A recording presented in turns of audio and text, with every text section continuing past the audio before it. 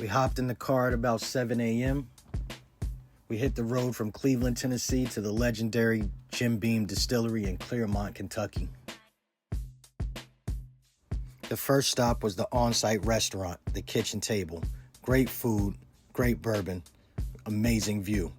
You want to make sure you're full when you do a tasting, and the kitchen table did not disappoint. Next, we were off to the Rick House, the heart of bourbon country. Always smells amazing. This is where the experience really becomes special.